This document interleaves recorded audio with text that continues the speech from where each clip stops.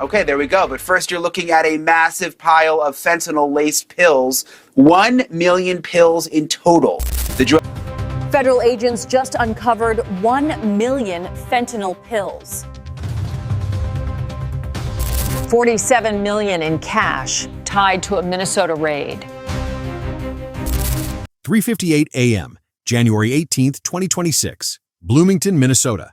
The parking lot is empty. The air is sharp enough to hurt, and a line of unmarked SUVs is already rolling. No sirens, no chatter, just engines idling in the dark.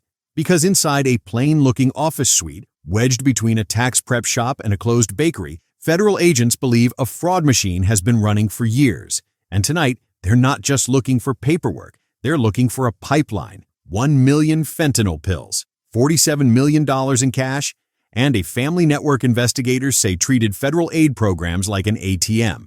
But the real target wasn't the drugs, it was the system that moved them, quietly, through Minnesota's most trusted lanes. If you want the full truth as it unfolds, hit like so this story reaches more people. The first breach hits at 4:03 a.m. 2 agents peel off toward the back entrance. A third team stacks at the front door, shoulders tight behind ballistic shields. A canine handler kneels, fingers on the dog's harness, waiting for the signal. Then it comes. A single knock, a pause, and the battering ram slams into the frame like a car crash. The door folds inward. Boots hit carpet. Flashlights flood the hallway. FBI, DEA search warrant. In the first 20 seconds, nobody runs. That's what makes the agents nervous. Because innocent offices panic. Guilty offices prepare. This wasn't a mom-and-pop clinic or a sloppy fraud crew. This was clean. Desks wiped down. File cabinets labeled. Printers unplugged. Hard drives missing. But there's always one thing criminals can't resist. Control. And control leaves fingerprints. On the far wall of the back office, agents spot something that doesn't match the room. A heavy-duty steel door, industrial hinges, fresh paint around the frame. You don't install a door like that to protect invoices. The canine pulls toward it, nose low, tail rigid. The handler doesn't need a second signal. He looks at the lead agent and says the line that changes the room. He's alerting. If you're thinking, how does fentanyl end up inside a fraud case? Comment exposed right now, because this is where it gets dark. The agents don't rush the door. They do it the way you handle a trap, one step at a time. Gloves, camera, chain of custody bags ready. They cut the deadbolt. The steel door swings open, and behind it is not a storage closet. It's a vault room built inside an office suite. Metal shelving, plastic tubs, vacuum seal bags stacked like bricks. And in the center of the room, boxes. Not shipping boxes, evidence boxes. One agent slices the tape. He opens the first lid. Thousands of pills spill into view. Blue, stamped, uniform. The kind of stamp you see in overdose reports. The agent doesn't guess. He doesn't speculate. He says 2 words into the recorder. Suspected fentanyl. The count begins immediately, and the number doesn't stop climbing. 10,000, 50,000, 200,000. By the time the evidence team is done documenting, the estimate is the number that will hit every headline. 1 million pills. 1 million. Not loose street product. Not baggies in a drawer. Bulk inventory. This isn't addiction scale. This is distribution scale. This wasn't a side hustle. This was a supply chain. Outside, the second wave of agents is already moving, because this raid isn't one location. It's a map. At 4:11 a.m., another team hits a residential address in South Minneapolis. A quiet block, porch lights, snowbanks piled high from last week's storm, a minivan in the driveway, and a house that looks like every other house on the street.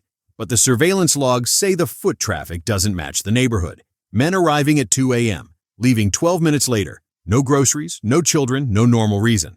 The agents breach fast. Front door, living room, kitchen, basement. Then a smell hits them. Not drugs, money. Paper has a scent when it's stacked long enough. Rubber banded, packed tight, stored in plastic to trap humidity. They find it in the basement first. Sports bags lined against the wall, each one heavy. Each one filled with bundled cash. 20s, 50s, hundreds, bank straps. Some stacks marked in handwritten ink. And behind the bags, under a folded tarp, are hard cases, the kind used for equipment. They open them. More bundles. Neat, dry, vacuum sealed. This isn't petty cash for a scam. This is operational capital. This is payroll. This is protection money. If you think this kind of money doesn't move without help, type justice in the comments. At 4:18 a.m., a third team enters a small warehouse space near an industrial corridor, loading docks, roll-up doors, no signage. The place is legally registered as a community services supply distributor, but the shipping records tell a different story. It has pallets coming in and almost nothing going out. That's not distribution, that's storage. The agents secure the door. Inside, they find rows of shrink-wrapped boxes. Not food, not supplies, packaging, empty pill bottles, label sheets, thermal printers, tamper-proof seals, a manufacturing support line, and then the evidence tech finds the piece that ties the crime types together. A money counter station, industrial grade, high speed, with fentanyl residue on the surface. That's when the DEA supervisor turns to the FBI case agent and says it out loud. They're merging. Fraud funds are feeding narcotics logistics. Narcotics profits are insulating the fraud. Two crimes, one system. This is what federal task forces call convergence. It's how networks survive, because if one pipeline gets hit, the other keeps the lights on. And investigators say this Minnesota network didn't just keep the lights on, it scaled. The official story that begins forming is brutal. A family-centered fraud structure, allegedly rooted in community-facing businesses, providers, nonprofits, shell contractors, pulling public money through programs meant to help people, while a parallel pipeline moves synthetic opioids with the same discipline as a shipping company. It's a betrayal that lands harder because of what it wears on its face. Community, care, relief. But behind it, prosecutors allege a machine. And here's the part most people miss. The machine doesn't start with guns. It starts with paperwork. Months earlier, the origin point isn't a raid. It's a spreadsheet. A state auditor flags abnormal billing patterns tied to multiple entities that share the same mailing addresses, overlapping signatories, and a recurring vendor name that appears across different claims. On paper, it looks boring. It isn't. Because boring is where fraud hides. The auditors flag the anomaly and push it up. Soon, federal investigators surge resources into Minnesota amid fraud probes that have become politically and socially explosive, with debate over how these cases intersect with Minnesota's Somali community and public services systems. Source: the key detail. Federal officials say they're expanding investigations. Critics say the targeting is discriminatory. That tension becomes cover, noise, and noise is oxygen for a hidden network. Investigators lean into financial forensics. They follow bank accounts. They track the same pattern repeating like a heartbeat. Small deposits, large withdrawals, structured transfers, vendor payments with vague descriptions. Consulting, security, transportation, the kind of words that can mean anything or everything. Then they get the break that forces the case to go kinetic. A traffic stop, not dramatic, not viral, just a routine pullover on a cold night outside the metro. A vehicle with a cracked taillight. The driver is calm, too calm. He hands over ID, registration, insurance. Everything looks clean. But the K9 doesn't care about clean paperwork. The dog circles the trunk, sits, passive alert. Officers open it and see. Nothing obvious. Just a spare tire, a duffel bag, a box of winter gear. Normal. Until the officer lifts the spare. It's too light. He pulls it apart. And inside the hollow cavity are sealed packages. Not weed, not powder, pressed pills. Hundreds at first. Then thousands. The driver starts shaking. Not because he got caught with drugs. Because he knows who's behind him. That stop doesn't just uncover pills. It uncovers a communication thread, a burner phone, a single message on screen. Drop confirmed, route green, invoice paid. That's when the case agent finally sees the merge. Drugs are being routed like deliveries, and payments are being recorded like invoices. This wasn't chaos. This was logistics. If you want the next part, the moment the entire structure lights up, hit like right now. From there, investigators move fast. They don't just chase drugs. They chase control nodes, they subpoena accounts, they run link analysis across entities, they compare IP logs, device identifiers, and signatory overlaps. And slowly, a family structure emerges, not as a stereotype, not as a headline, but as an alleged operational reality, overlapping relatives across filings, businesses, and property records. One name appears on leases, another on bank signatures, a third on procurement contracts. A fourth appears in a wire transfer memo field repeatedly. The case isn't built on one witness. It's built on repetition. That's what makes it dangerous. Because repetition is hard to explain away as coincidence. Authorities allege the network doesn't operate like a gang. It operates like a corporate group. Front businesses generate legitimacy.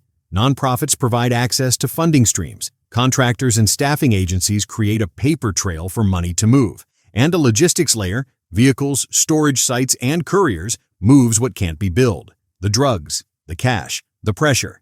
And now, the clock starts ticking because digital evidence suggests the network is preparing a relocation, a clean-out. In cases like this, investigators don't wait for proof to vanish. They strike.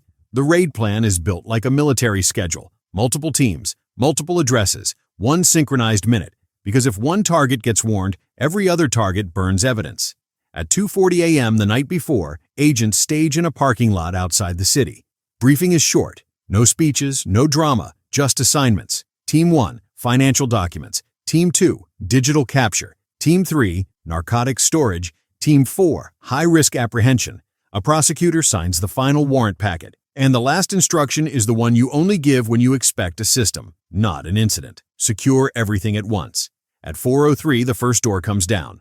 At 4:06, the second. At 4:11, the warehouse is secured. At 4:14, a suburban home is entered and cleared. At 4:20, a fourth location, another office suite registered under a family services name, turns into the surprise of the night. Because inside it, agents find something that isn't money or drugs. A ledger, not a notebook. A printed binder, professionally formatted, categorized by month.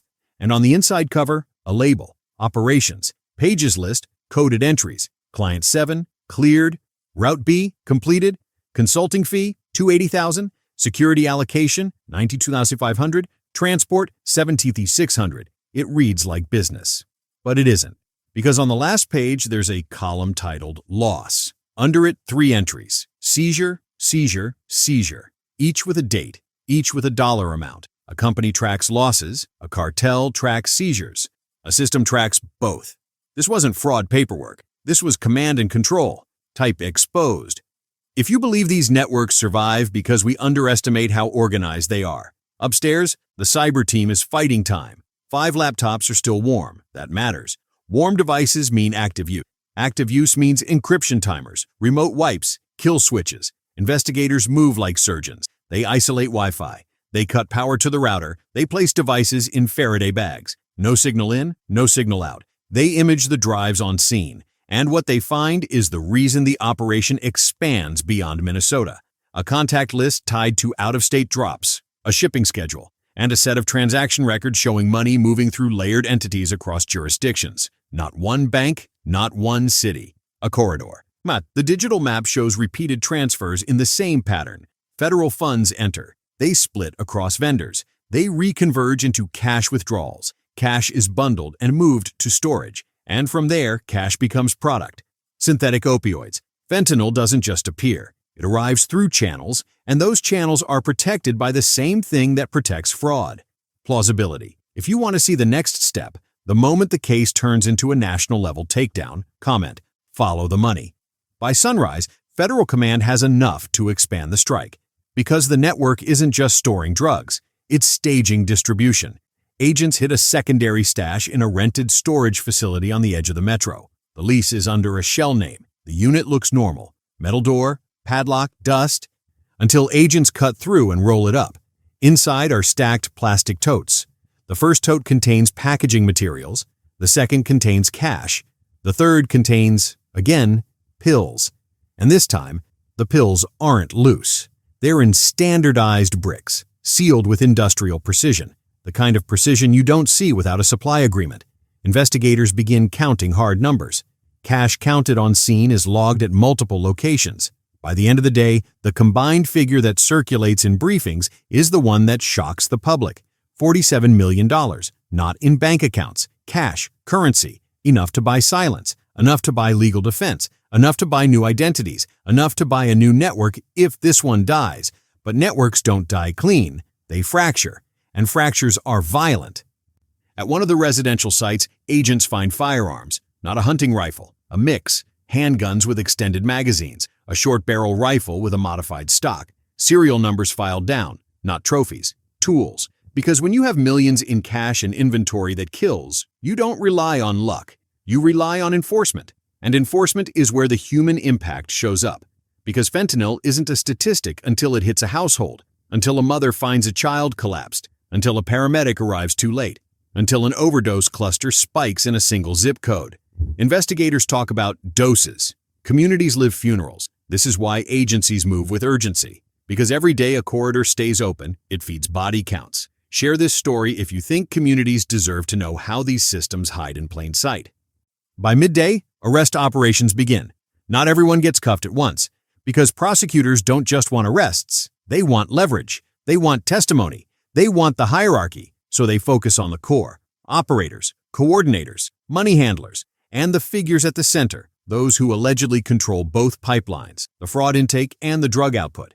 Authorities allege the network used a two-tier approach similar to large criminal enterprises. Innocent workers in legitimate roles, drivers, clerks, providers, doing assigned tasks without full visibility, and a smaller inner circle managing, routing cash movement, contract manipulation, narcotics, storage enforcement.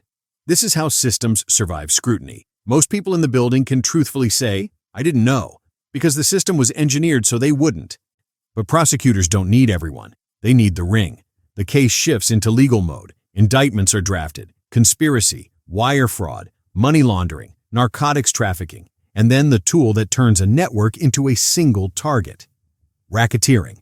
RICO is the federal way of saying, we're not charging moments. We're charging the machine. Because when you designate an enterprise, you can seize the enterprise, not just the cash you find in a basement, the homes, the vehicles, the accounts, the equipment, the legitimate businesses used as cover. Asset forfeiture is not symbolic. It's demolition. If you believe fraud money and fentanyl money should be treated the same, comment "no mercy."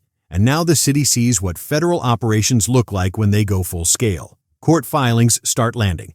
Public officials respond. Community leaders demand clarity. And across Minnesota, the trust damage spreads in two directions at once. People who rely on social services fear the system will tighten and punish the innocent.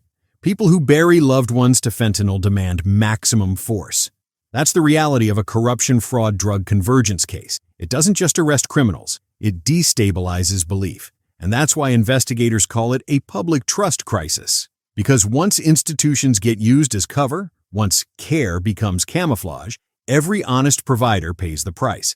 Every honest immigrant family gets judged for crimes they never touched. And every victim's family wonders how long it was allowed to run. Reuters reported the FBI surged investigative resources to Minnesota amid fraud investigations that have largely targeted the state's Somali immigrants, while immigrant rights advocates raised concerns about broader targeting. Source: that tension is real. So here's the line that matters.